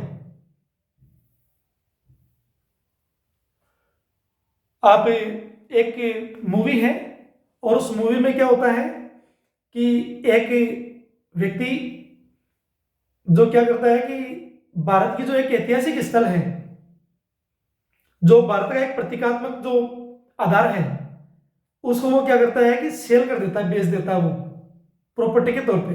कि मैंने इसको भारत सरकार से खरीद लिया और इसको बेच दिया। तो ऐसे जो सिचुएशंस है वो नहीं आई, इनका आधार पैरामीटर सेट हो एकदम। तो ये जो ऐतिहासिक जो चीजें हैं कि ऐसा नहीं हो कि कोई भी जिसके पास पैसा ज्यादा हो तो वो ऐसा नहीं हो कि वो इन चीजों को खरीद ले। तो वो सारी चीजें इनके रक्षा का काम किसको कहा गया? सरकार को। 24 नवंबर 1948 को इसे अपना लिया गया।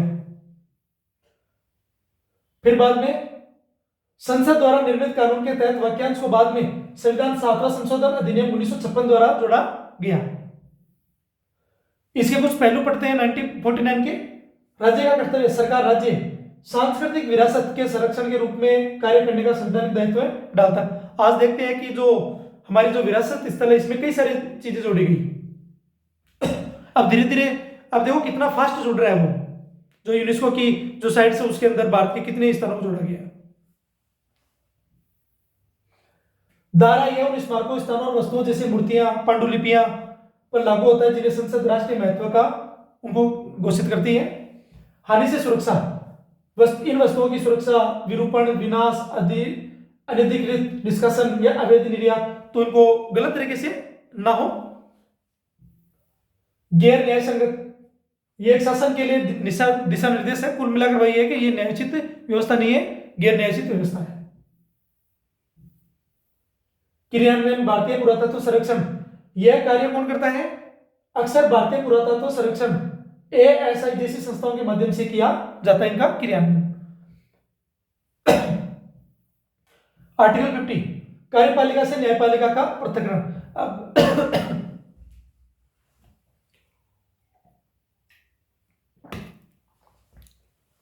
मैं इसके लिए बोल रहा था, जैसे आर्टिकल 44 के लिए बोला था मैंने कि समान नागरिक संहिता, उसमें जो से इक्वल था, तो इसमें भी क्या है कि जैसे 50 है तो मैं इसको क्या मानता हूं? 50-50 मान लेता हूं।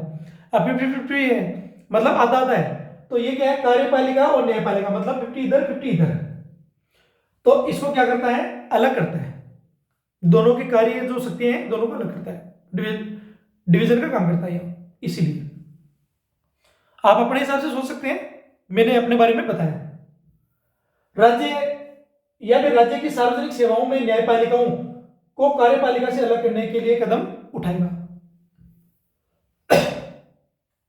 यह मसौदा संविधान 1948 का हिस्सा नहीं था। इसे संविधान सभा में पेश किया गया और 24-25 नवंबर 1948 को इस पर चर्चा हुई, डिस्कस हुआ, और इसमें राज्य के 3 वर्षों के भीतर लोक सेवाओं में न्यायपालिका कार्यपालिकाओं को अलग करने का निर्देश दिया गया। विधानसभा में इस मसौदे का प्रस्ताव को व्यापक समर्थन मिला। औपनिवेशिक भारत के अधिकांश भाग में प्रशासन के न्यायिक और कार्यकारी अंग आपस में जुड़े हुए थे। जैसे हम लोग पहले पढ़े हुए थे, ऐतिहासिक जो प्रश्नों में पढ़ी, आप उसमें वीडियो में पहले वाले वीडियो में जाओगे तो आपको वो चीजें मिलेगी। भारतीयों को इस बात का अनुभव था कि न्यायिक स्वतंत्रता किस प्रकार की प्रभावित होती है। विधानसभा सदस्यों ने बताया कि कार्यपालिका और न्यायपालिका का पृथक्करण स्वतंत्रता आंदोलन की एक लंबे समय से चली आ रही मांग थी, और यह मांग 1885 में जब कांग्रेस स्टेब्लिश हुई थी, निर्माण की पहली बैठक में और उसके बाद कई कांग्रेस प्रस्तावों में उठाई गई। इसको कब स्वीकार किया गया?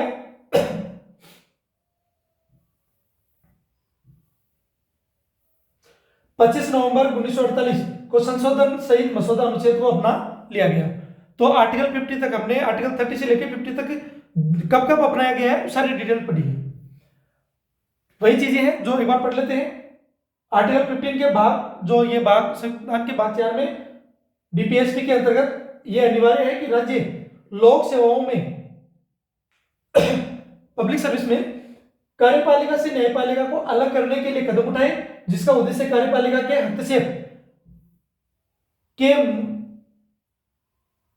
हस्तक्षेप के लिए कदम उठाए, जिसका उद्देश्य कार्यपालिका के हस्तक्षेप से मुक्त एक स्वतंत्र न्यायपालिका सुनिश्चित करना, विधि के शासन और निष्पक्ष न्याय को बनाए रखना है।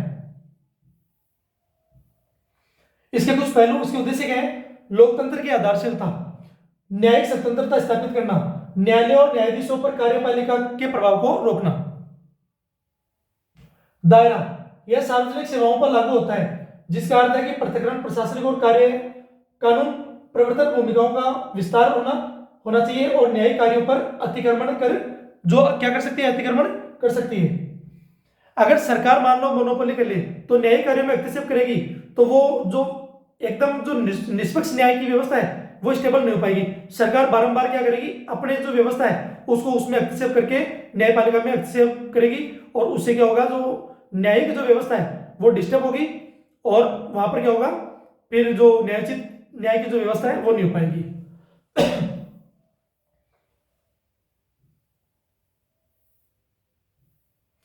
शक्तियों के पृथक्करण से संबंध वही चीजें हैं। विधायिका शक्तियों का पृथक्करण मतलब विधायिका, कार्यपालिका, न्यायपालिका तीनों का अलग अलग तरह, अलग अलग शक्तियां तीनों की अलग अलग काम करेंगी लेकिन सामूहिकता के आधार पर।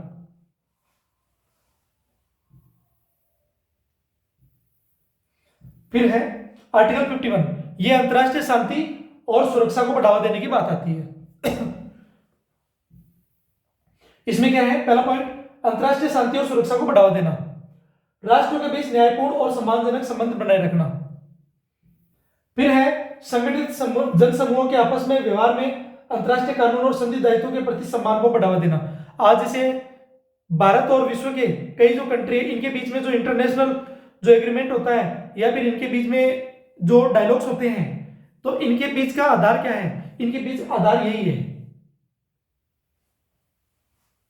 क्योंकि भारत के लोग जब रोजगार के लिए दूसरे देशों में जाते हैं तो उनको फिर तकलीफ नहीं होती उधर, और उनके लोग अगर यहाँ पर आते हैं तो उनको तकलीफ नहीं होती। चाहे आप पर्यटन के क्षेत्र को ध्यान में रखते हुए देख ले सकते हैं या फिर जो भी एग्रीमेंट करना हो किसी भी क्षेत्र में, या फिर अंतरराष्ट्रीय एजेंसियां होती है, ऑर्गेनाइजेशंस होते हैं, उनमें पार्टिसिपेट करना होता है, या फिर ग्लोबल कोई इशू होता है तो उसमें हम अपनी बात रख सकते हैं उस आधार पर। लेकिन अगर मान लो कि हम लोग इंटरनेशनल रूप से अगर कट जाएंगे या फिर इन शर्तों को या फिर इनको नहीं मानेंगे तो फिर हमारी बातें वो नहीं मानेंगे। इससे क्या होगा, फिर अलग क्षेत्र की वजह से क्या होगा, हम लोग ग्लोबलाइजेशन से कनेक्ट नहीं हो पाएंगे और अपनी व्यवस्थाओं को स्टेबल नहीं कर पाएंगे, चीजें सीख नहीं पाएंगे, टेक्नोलॉजी का लाभ नहीं ले पाएंगे। अगर संबंध मधुर होंगे तो टेक्नोलॉजी का लाभ ले पाएंगे और अपने जो आर्थिक हित हैं, सामाजिक हित हैं, राजनीतिक हित हैं और अंतरराष्ट्रीय हित हैं, उन सभी को हम क्या करेंगे, बांट पाएंगे। मध्यस्थता द्वारा अंतरराष्ट्रीय विवादों के निपटारे को प्रोत्साहन करना। आप एग्जांपल देख सकते हैं, अभी जो इंडिया पाकिस्तान जो वॉर की जो घटना हुई थी, अभी जो डिस्प्यूट हुआ था, तो आप देखते हैं कि इतने सारे मिसाइल्स इधर दागे गए, ड्रोन्स दागे गए इधर। तो भारत के पास में जो रशिया का S-400 जो डिफेंस सिस्टम था, तो आप देखते हैं कि उसकी वजह से कितने सारे जो अटैक किए गए उनसे सुरक्षा मिली। अगर भारत और रशिया के बीच में संबंध अगर अच्छे नहीं होते तो आप देखिए कि क्या ऐसा हो पाता।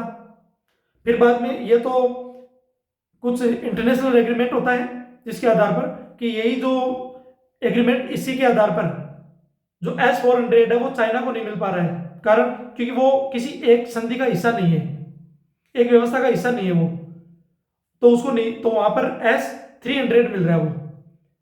अब आप सोच लीजिए इस चीज के लिए कि एक को नहीं मिल रहा है, एक को मिल रहा है, जबकि दोनों दोस्त हैं, तो वो दोनों का आधार यहां पर है। राज्य नीति निर्देशक सिद्धांतों के अंतिम प्रावधान में अनुच्छेद 40 के मसौदे पर जो हम लोग 50 पढ़ रहे हैं, 25 नवंबर 1948 को बहस हुई। इसमें राज्य को विश्व के साथ अपने व्यवहार में कुछ सिद्धांतों को अपनाने का निर्देश दिया, उन अर्थात शांति, सुरक्षा और अंतरराष्ट्रीय कानून का सम्मान। जब यूनाइटेड नेशंस में आप देखते हैं कि हमारे जो सिक्योरिटी के लिए जाते हैं, हमारे जो फोर्सेस जाती है वहां पर, तो जब भी इंटरनेशनल कोई भी डिस्प्यूट होता है तो यूनाइटेड नेशंस को सुरक्षा के लिए क्या चाहिए, किसी क्षेत्र में सुरक्षा के लिए, तो वो अलग अलग कंट्रियों से क्या करती है, आर्मीज जो है वो लेती है। तो भारत की तरफ से भी वहां जाते हैं तो पार्टिसिपेट करते हैं, वहां हमारी क्षमता का और प्रदर्शन का पता चलता है, परफॉर्मेंस का।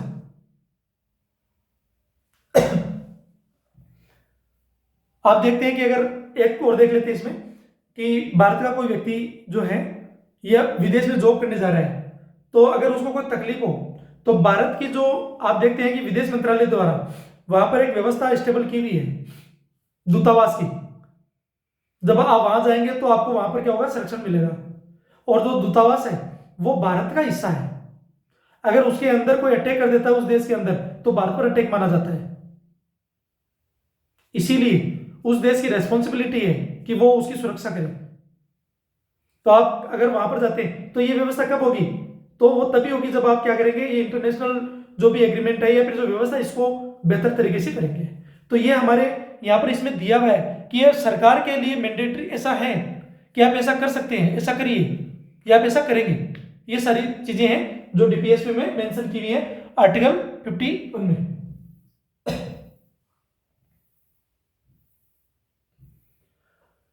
इसमें इसको अपनाया कब गया था? 25 नवंबर 1948 को। इसके कुछ प्रावधान पढ़ लेते हैं। ये राज्य क्या प्रयास करेगा इसके लिए कि अंतरराष्ट्रीय शांति और सुरक्षा को बढ़ावा देगा। पहला, राष्ट्रों के बीच न्यायपूर्ण और सम्मानजनक संबंध बनाए रखेगा। अगर किसी विदेशी मुल्क का वो व्यक्ति अगर यहां पर आता है तो उसको ससुरक्षित भारत क्या करेगी, उसको वापस पेश करेगी, लेकिन उसके कुछ टर्म्स हैं। अगर वो अपराधी है, अगर भारत के लिए अगर मान लो वो वहां पर अपराधी है, फिर उस देश के लिए यहाँ का अपराधी है, तो मैं एक एग्जाम्पल देता हूँ, इसको आप स्पष्ट रूप से समझ पाएंगे। जैसे मान लेते हैं कि आप एक घटना पढ़ते हैं भारत के अंदर कि भारत के कुछ आर्थिक जो व्यवस्थाओं को यहां से लेके, मतलब आर्थिक आधार पर जो लोग हैं वो यहां से पैसा लेके दूसरे कंट्री में चले जाते हैं। मैं एग्जांपल दे रहा हूं आपको इसका कि भारत का एक कोई नागरिक वो विदेश में जाके क्या होता है, यहां से पैसा लेके चला जाता है।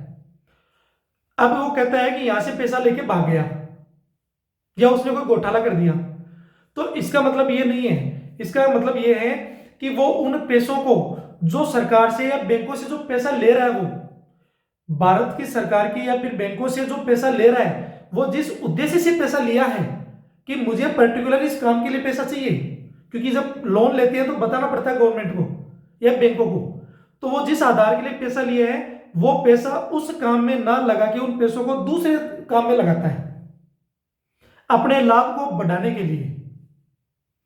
जब गवर्नमेंट को इस चीज का पता चलता है या फिर बैंकों को पता चलता है या फिर इंटेलिजेंस को पता चलता है, तो वो इस चीज की जांच करती है कि जो सरकार से उन्होंने जो जिस आधार पर पैसा लिया था जिसके लिए, वो पैसा उस काम में ना लगा के किसी दूसरे काम में पैसा लगाया है, तब उसको क्या है कि वहां से उसके खिलाफ कार्रवाई की बात की जाती है कि जो पैसा तुम्हें इस चीज के लिए देना था वो तुमने दूसरे काम के लिए यूज किया। तो वो चीज यहां पर क्या है, अब वो लोग फिर उन पर होती है कार्रवाई। अब मान लेते हैं कि एक व्यक्ति जो यहाँ का है, नागरिक है, वो दुबई चला गया, मतलब यूएई के अंदर चला गया और वहां जा रहा है और वो वहां की सरकार से कह रहा है कि जो व्यक्ति भारत से यहां पैसा लेके चला गया वहां, वो आपके कंट्री के अंदर है, आप उसको हमें वापस सौंप दीजिए। तो वहां की सरकार ये कहती है कि भाई साहब की जो ये व्यक्ति है ये भारत का नागरिक है, ये भारत का नागरिक हो सकता है, लेकिन इस व्यक्ति ने जो पैसा लिया है वो भारत से लिया है, लेकिन अभी ये 8% कहां पर है, ये हमारे कंट्री में है। यहां हमारा दायित्व बनता है इस आदमी की सुरक्षा के लिए करना।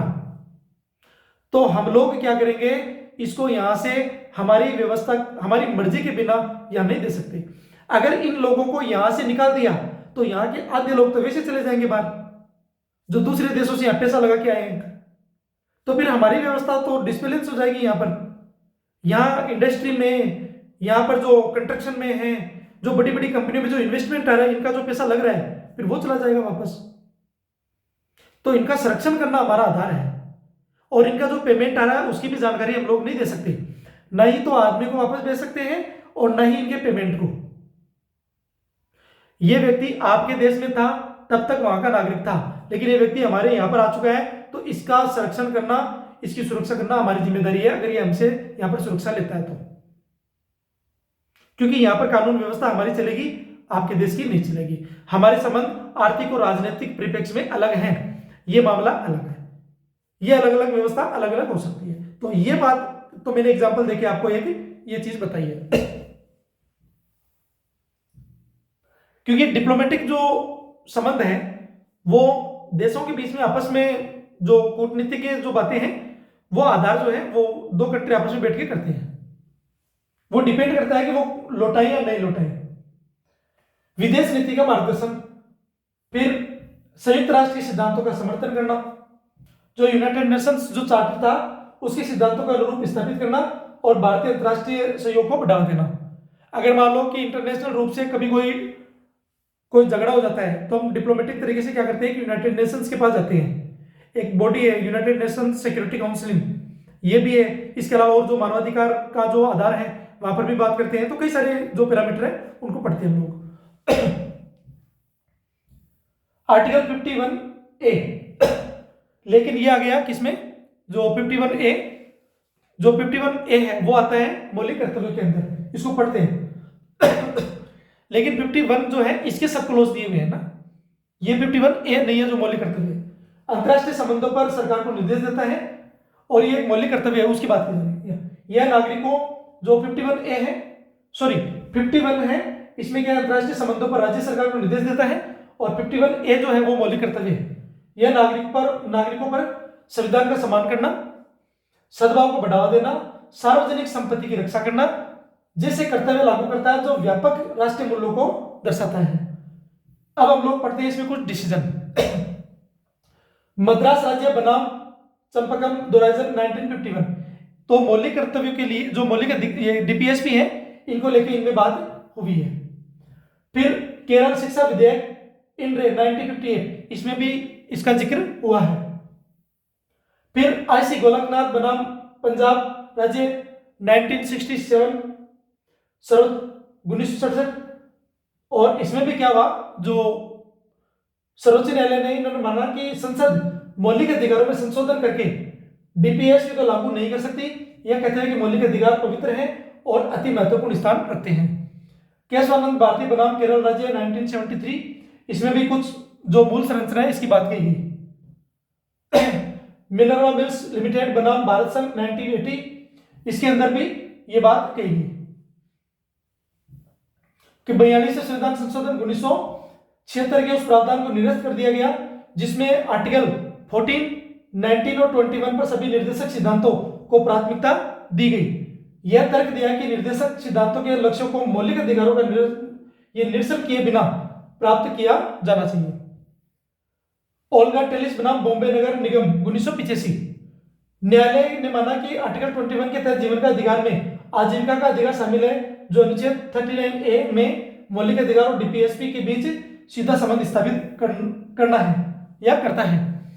मोहनी जैन बनाम कर्नाटक राज्य 1992 और उन्नीकृष्णन जेपी और अन्य बनाम आंध्र प्रदेश राज्य और अन्य 93, इसमें भी इनको लेके बात हुई है। क्यों? क्योंकि एक शिक्षा का अधिकार जो आर्टिकल 45 के तहत मौलिक अधिकार जो बनाया गया था आर्टिकल 21 में, फिर ए में, और आर्टिकल 21A के तहत जीवन में मौलिक अधिकार का जो अभिन्न अंग माना गया। परिणाम स्वरूप 2002 में 86वां संविधान संशोधन हुआ और जिसने अनुच्छेद 21A को शामिल किया, जिससे शिक्षा एक मौलिक अधिकार बन गया। फिर है सरला मुद्दर बनाम भारत संघ 1995, इसमें भी न्यायालय ने राष्ट्रीय एकता को बढ़ावा देने के लिए आर्टिकल 44 जो यूसीसी की बात है के तहत आवश्यकता पर प्रकाश डाला कि एक हिंदू पुरुष द्वारा पहली पत्नी को तलाक दिए बिना दूसरी शादी करने के लिए इस्लाम में परिवर्तन होने की प्रथा के खिलाफ फैसला सुनाया। विशाखा बनाम राजस्थान राज्य 1997, इसके लिए भी जो बात की गई इसमें। फिर मोहम्मद सलीमुल्लाह बनाम भारत संघ 2021, न्यायालय ने रोहिंग्या शरणार्थियों के जो बांग्लादेश और असम जो ईस्टर्न जो एरिया है, पूर्वी एरिया है, तो आप देखते हैं कि जो ये रोहिंग्या जो शरणार्थी है इनकी बात की जा रही है, काफी संख्या में वहां पर चले गए, तो दोनों के बीच में हितों में टकराव हुआ और यहाँ कई सारा जो पॉलिटिकल इशू हुआ से निपटने के दौरान अनुच्छेद 51 अंतर्राष्ट्रीय शांति और सुरक्षा के तहत सरकार के कर्तव्य पर विचार किया। हालांकि अंतिम निर्णय में राष्ट्रीय सुरक्षा संबंधी चिंताओं को प्राथमिकता दी गई।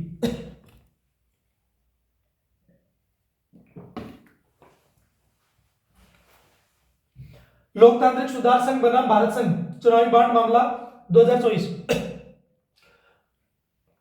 हालांकि यह मामला मुख्य रूप से वित्तीय नियमों से संबंधित है, लेकिन यह पारदर्शिता और जनकल्याण सहित संवैधानिक सिद्धांतों के आलोक में सरकारी कार्यों और नीतियों की चल रही न्यायिक जांच को दर्शाता है, जो कि लोकतांत्रिक सुधार संघों डीपीएसपी द्वारा निर्देशित होते हैं। अब हम पढ़ते हैं क्वेश्चन, इसमें कुछ क्वेश्चन है उसको पढ़ लेते हैं। भारतीय संविधान का भाग 4 मुख्य रूप से किससे संबंधित है और इनमें से कौन सा अनुच्छेद इसमें शामिल है? आप देखते हैं राज्य के नीति निर्देशक सिद्धांत अनुच्छेद 37 से लेके 51 तक। डीपीएसपी का मुख्य उद्देश्य क्या है? तो ये क्या है कि राज्य को एक लोक कल्याणकारी जो है राज्य बनाने के लिए मार्गदर्शन देना। आर्टिकल 36 नीति निर्देशक तत्वों के संबंध में किसकी परिभाषा को बताता है? राज्य की। जैसा कि हमने बताया जो आर्टिकल 12 था मौलिक जो अधिकार था उनमें भी। डीपीएसपी का जो सिद्धांत है प्रकृति में कैसा है? यह है गैर न्याय संगत है, गैर न्यायोचित है, न्यायालय द्वारा परिवर्तनीय नहीं है। मतलब अगर कोई मामला हो तो आप डायरेक्ट सुप्रीम कोर्ट या हाईकोर्ट में नहीं जा सकते उसको लागू करवाने के लिए। आर्टिकल 39 ए का संबंध किससे है? जिससे 42वें संविधान संशोधन से जोड़ा गया, निःशुल्क कानूनी सहायता और समान न्याय। ग्राम पंचायतों के संगठन का प्रावधान संविधान के किस अनुच्छेद में किया गया है? आर्टिकल 40-40। काम करने का अधिकार, शिक्षा का अधिकार और कुछ मामलों में सार्वजनिक सहायता और बेरोजगारी, बुढ़ापा, बीमारी का आधार किस अनुच्छेद के तहत दिया गया है? तो आर्टिकल 41। कार्यस्थल पर न्याय संगत और मानवीय परिस्थितियों मातृत्व राहत का प्रावधान किस अनुच्छेद में किया गया है? तो आर्टिकल 42 में। उद्योगों के प्रबंध में श्रमिकों की भागीदारी सुनिश्चित करने का प्रयास किस अनुच्छेद के तहत किया जाता है? तो 43A के अंतर्गत इसकी व्यवस्था की गई है। B answer.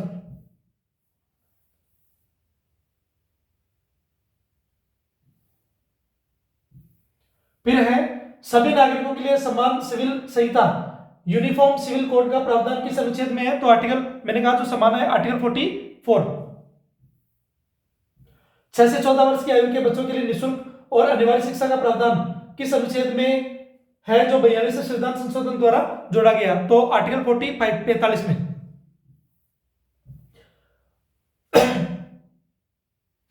फिर है राज्य के नीति निर्देशक सिद्धांतों का प्रमुख स्वरूप क्या है? यह प्रकृति में कैसे न्यायोचित और लागू करने योग्य है, गैर न्यायोचित और न्यायालय द्वारा परिवर्तनीय नहीं है। ये बी आंसर है, नॉन जस्टिफिएबल है। और अनुच्छेद 48A किस महत्वपूर्ण विषय से संबंधित है जो पर्यावरण संरक्षण और सुधार के लिए राज्य के दायित्व को दर्शाता है? यह है पर्यावरण का संरक्षण और सुधार। यह 42वें संविधान संशोधन द्वारा जोड़ा गया और पर्यावरण की रक्षा की बात करता है।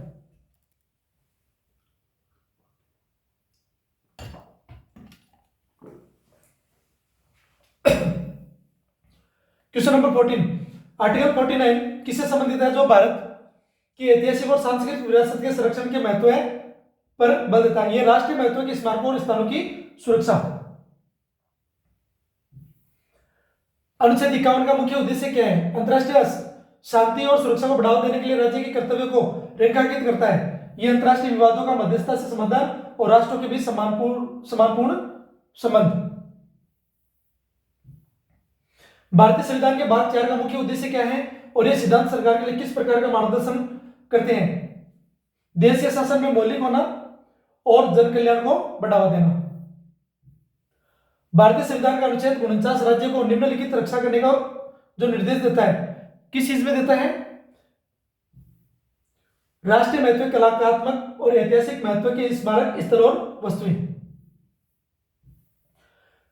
किस संशोधन ने शिक्षा के अधिकार को मौलिक अधिकार के रूप में सुरक्षित के लक्ष्य को जोड़ा? डीपीएसपी से संबंधित यह शिक्षा का अधिकार 86वां संविधान संशोधन अधिनियम जो आया था और इसमें जो आर्टिकल 21A जोड़ा गया और इसको मूल जो अधिकार थे उसमें कनेक्ट किया गया आर्टिकल 21A में।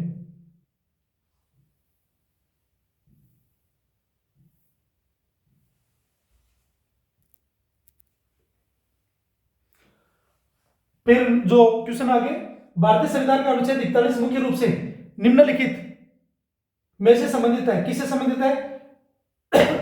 41 यह है काम, शिक्षा, सार्वजनिक सहायता का अधिकार, इससे संबंधित है। फिर है क्वेश्चन 21, आर्टिकल 41 सहित डीपीएसपी की अवधारणा किस देश के संविधान से ली गई है? तो हमने बात की थी आयरिश जो कॉन्स्टिट्यूशन है वहां से, आयरलैंड के संविधान से। ये कुछ 2-3 क्वेश्चन है जो बड़े स्तर के हैं, आप देख सकते हैं इसमें। भारतीय संविधान का अनुच्छेद 36 जो भाग 4 के लिए राज्य को परिभाषित करता है, इस मायने में अद्वितीय है कि अब ऑप्शन दिए हुए हैं क्या ऑप्शन है? यह अनुच्छेद 12 में दी गई परिभाषा के समान है।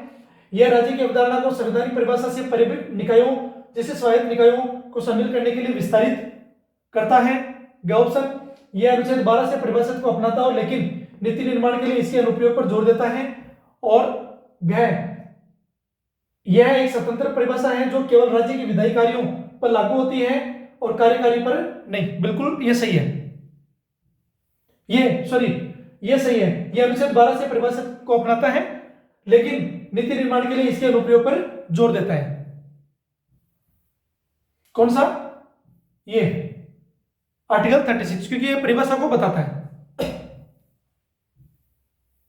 स्पष्टीकरण, अनुच्छेद 36 में आर्टिकल 12 से राज्य की परिभाषा संघ, राज्य सरकार, संसद, विधानमंडल, स्थानीय या अन्य प्राधिकरण को शामिल किया जाएगा, लेकिन विशेष रूप से इसमें डीपीएसपी को लागू करने के उद्देश्य से नीति को उन्मुख बनाया गया है, इसके अनुसार बनाया गया है। क्वेश्चन नंबर 2 इसमें फिर आगे, निम्नलिखित में से कौन सा कथन आर्टिकल 37 के संबंध में अनुच्छेद 36 के सार को सर्वोत्तम रूप से व्यक्त करता है? फिर देखो 36 में फिर क्वेश्चन बन गया। अनुच्छेद 36 परिभाषा प्रदान करता है जबकि अनुच्छेद 37 डीपीएसपी को लागू करने योग्य बनाता है। क्या ये सही है? देखते हैं। अनुच्छेद 36 राज्य को परिभाषित करता है जिसे अनुच्छेद 37 शासन में मौलिक घोषित करता है, हालांकि यह न्यायोचित नहीं है। फिर बाद में यही सही है क्योंकि अनुच्छेद 37 राज्य को परिभाषित कर रहा है और 37 जो है यह शासन में मौलिक घोषित करता है, हालांकि यह न्यायोचित नहीं है, गैर न्यायोचित है। आर्टिकल 36 इसका जो एक्सप्लेनेशन है, राज्य को परिभाषित करता है जिसे अनुच्छेद 37 में शासन में मौलिक घोषित करता है, हालांकि यह न्यायोचित नहीं है। स्पष्टीकरण क्या है? अनुच्छेद 36 कौन, जो राज्य की बात की जा रही है, कौन करता है? राज्य को परिभाषित करता है, राज्य को परिभाषित करता है कि राज्य के अंदर कौन कौन शामिल होगा। और आर्टिकल 37 क्या मतलब शासन में मौलिक लेकिन लागू करने योग्य नहीं को परिभाषित करता है, उन्हें आपस में जोड़ता है। फिर क्वेश्चन नंबर 3, यद्यपि अनुच्छेद 38 एक निर्देशक सिद्धांत डीपीएसपी है और न्यायोचित नहीं है, फिर भी राष्ट्रीय संस्थानों में न्याय कौन कौन से सामाजिक, आर्थिक और राजनीतिक, इस पर जोर एक मूल संवैधानिक दृष्टिकोण को दर्शाता है। यह दृष्टिकोण किस संवैधानिक आदर्श में सबसे अधिकतम निकटतम से जुड़ा हुआ है? यह जुड़ा हुआ है कल्याणकारी राज्य का जो लोकतांत्रिक आधार है उससे। क्वेश्चन नंबर 4, आर्टिकल 38 का सब क्लॉज 2 राज्य को आय में असमानताओं को कम करने और स्थितियों, सुविधाओं और अवसरों में असमानताओं को समाप्त करने का प्रयास करने का आदेश देता है। यह प्रावधान मूल अनुच्छेद 38 का एक महत्वपूर्ण विकास है जिसका प्रमुख उद्देश्य क्या है? इसका प्रमुख उद्देश्य क्या है? सभी नागरिकों के लिए परिणामों की समानता नहीं, समावेशी विकास को बढ़ावा देकर एक न्यायपूर्ण समतावादी समाज। इसमें अब जब आप ये ऑप्शन देखते हैं तो आप देख रहे हैं इसमें जो सबसे पॉजिटिव एसेंस दिखता है आप उसको टच करिए। आर्टिकल 31 या जो 38 है इसका उद्देश्य यही था, तो इसमें समावेशी विकास को बढ़ावा और देकर और न्यायपूर्ण और समतावादी समाज, मतलब सारी चीजें आ गई, तो ये सही है। इसमें ये हमारा कंप्लीट हो गया है। यहाँ पर वीडियो 2 बन चुके हैं इसके ऊपर, एक में मैंने डिटेल से बात की है और दूसरे में मैंने चीजों को समझाते हुए और हम लोग इसमें आगे बढ़े कंटेंट के ऊपर। मेरा जो कहने का आधार है कि इसमें डीपीएसपी का जो आधार है वो पूरा कंप्लीट हो चुका भी है। इसके लिए क्वेश्चंस भी मैंने दे दिए काफी सारे, और अब हम लोग थोड़ा सा बात कर लेते हैं इसके ऊपर कि जो ऑनलाइन टेस्ट सीरीज है ये आप लोगों के लिए अवेलेबल है और जैसे इसमें कुछ अपडेट होगा तो मैं आपको बता दूंगा वीडियो के माध्यम से। इसके अलावा किसी को कोई भी परेशानी आ रही हो टेस्ट लेने में या कोई भी, तो आप मुझसे डायरेक्ट कांटेक्ट कर सकते हैं, तो मैं क्या है कि उसका जो सॉल्यूशन है वो बता दूंगा। आप इस नंबर पे कांटेक्ट कर सकते हैं और इस नंबर पर भी कांटेक्ट कर सकते हैं, ये वो सेम ही नंबर है दोनों।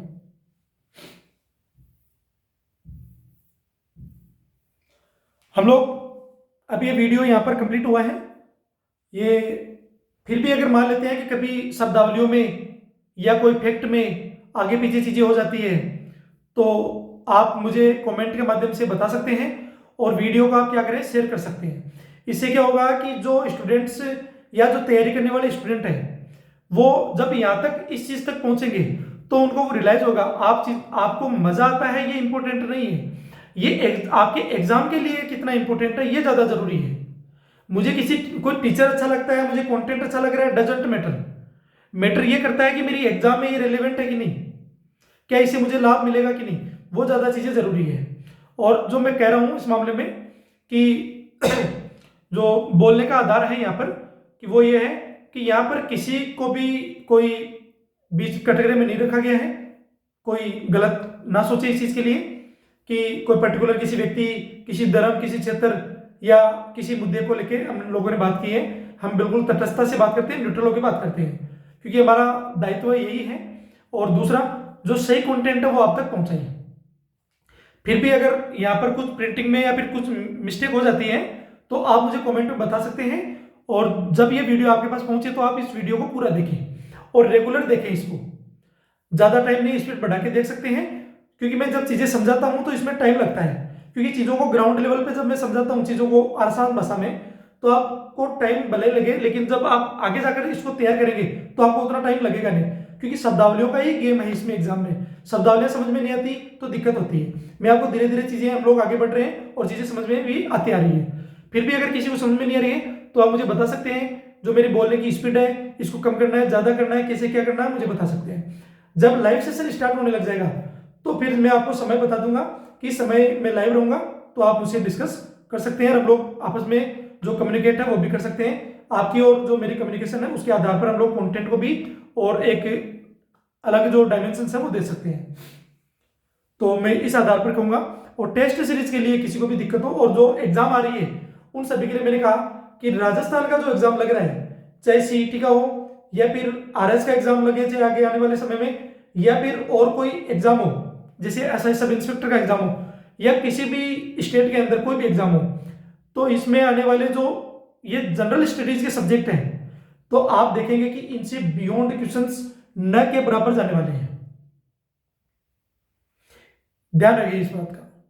फिर बाद में मैं जो लास्ट में जाके जब ये खत्म होंगे जो हमारे टॉपिक हैं, जब टॉपिक खत्म होंगे तो बाद में फिर मैं आपको जो क्वेश्चंस हैं वो भी मैं आपको सोल्व करके बताऊंगा कि आप क्वेश्चंस को किस तरह से सोल्व कर सकते हैं एग्जाम के अंदर, जिससे आप क्या है कि जो माइनस मार्किंग का जो आधार है उसको कम कर सकें। बिल्कुल आप 50-50 तक पहुंच सकते हैं, फिर आप एक ऑप्शन तक जा सकते हैं, किससे सारी चीजें होती हैं तो उसकी भी हम लोग चर्चा करेंगे। और अगर इससे पहले भी जरूरत पड़े तो हम लोग चर्चा करेंगे। फिलहाल हम लोग वीडियो को यहीं कंप्लीट करते हैं। और इससे संबंधित कोई भी बैरियर हो तो आप मुझसे बात कर सकते हैं, डिस्कशन कर सकते हैं। और जैसे अभी प्ले स्टोर पर जो है थोड़ा सा इशू है आजकल में, क्योंकि थोड़ा इशू हो गया, टेक्निकल इशू, जिसकी वजह से थोड़ा टाइम लग गया। और जैसे ही बाद में ये ऑनलाइन आ जाता है प्ले स्टोर पे तो फिर मैं इसके बारे में आपको बता दूंगा। और जैसे मैं आपको बताऊंगा तो आप इसे डायरेक्ट कनेक्ट हो सकते हैं, आप वेबसाइट पर जा सकते हैं और यूट्यूब के माध्यम से भी इस पर आप क्या वीडियो और इसका लाभ ले सकते हैं। Thank you.